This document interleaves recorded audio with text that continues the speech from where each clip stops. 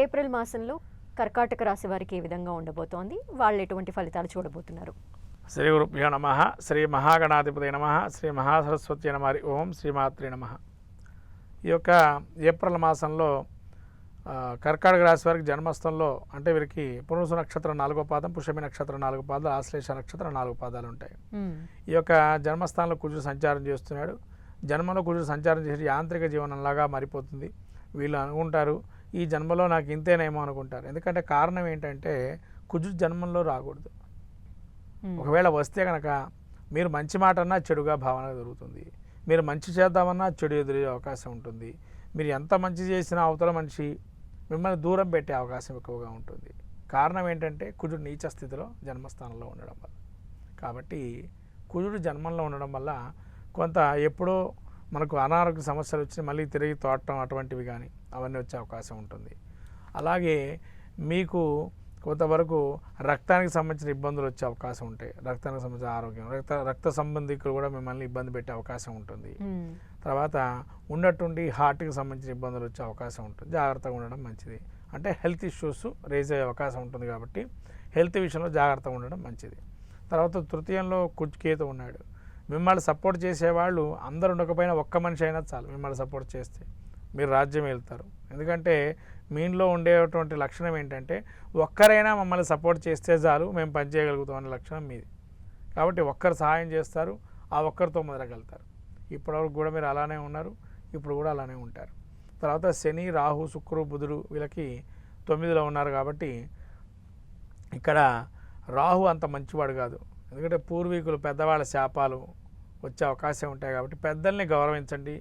పెద్దవాళ్ళు ఎవరైతే ఉంటారో వాళ్ళకి కావాల్సినవన్నీ సమయానికి ఇవ్వండి.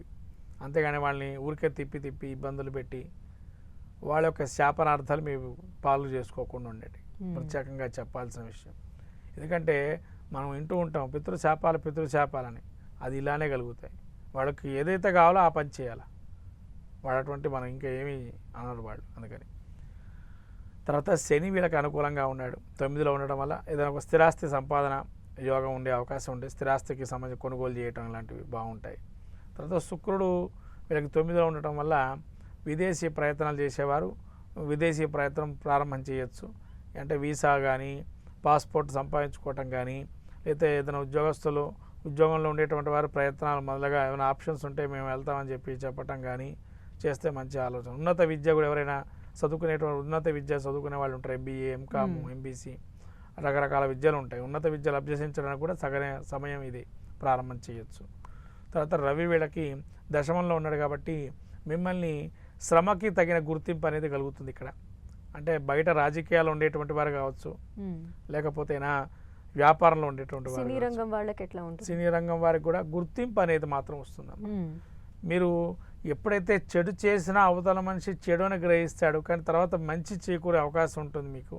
కాబట్టి ఈ యొక్క రవి 10వ స్థానంలో ఎప్పుడైతే వస్తాడో కొంతవరకు వీళ్ళకి ఊరట కలిగించే అవకాశం ఉంటుంది. అంటే ఎప్పుడైతే మేము లీడర్షిప్ క్వాలిటీస్ మా దానిలో ఉన్నాయి, ఎవరిని గుర్తించట్లేదు మమ్మల్ని అనుకునే వారికి ఒక గుర్తింపు అనేది ఈ నెలలో కొద్దో గొప్ప వాళ్ళకు ఉంటుంది. 11లో గురువు ఉన్నాడు. కాబట్టి శుభకార్యాలకి ఒక మంచి సమయంగా, లేదా వీళ్ళకి శుభకార్యక్రమం చేసుకోవడానికి నూతన గృహారంభ గృహప్రవేశాదులు కానీ, స్థిరాస్తి సంపాదనలో కానీ, ఇవి కాకుండా ఏదైనా శుభ పరిణామం ఏంటంటే ఎవరికైనా మీరు మంచి చేసేదానిలో మీ తోడ్పాటు ఉంటుంది. అంటే ఇప్పుడు సలహాలు ఇవ్వడంతో పాటు కొంతమంది ఈ మధ్యకాలంలో పెళ్ళిళ్ళు కుదరచటాలు చేస్తూ ఉంటారు కదమ్మా, అలా మంచి సలహాలు ఇవ్వటం, లేదైనా ఒకరికి ఇల్లు కొనుక్కోండి, ఇల్లు మంచిగా ఉంటుంది మీకు అని మీరు సలహాలు, తద్వారా కూడా మీ యొక్క హస్తం దానిలో ఉండటం వల్ల మిమ్మల్ని పొగుడుతారు. తద్వారా మీకు మంచి జరిగే అవకాశం కూడా ఉంటుంది ఇక్కడ. ఓకే, ఇంకా శుభ ఫలితాలు రావాలంటే వాళ్ళు ఎవరిని ఆరాధించాలి? ఇక్కడ వీరు విష్ణు సహస్రనామ పారాయణం చేసుకోవటం, తర్వాత దుర్గాదేవి ఖడ్గమాల స్తోత్ర పారాయణ చేయటం వల్ల మంచి శక్తిని పొందుతారు. తద్వారా ఏ విషయాన్ని అవలీలగా దాటుతారు.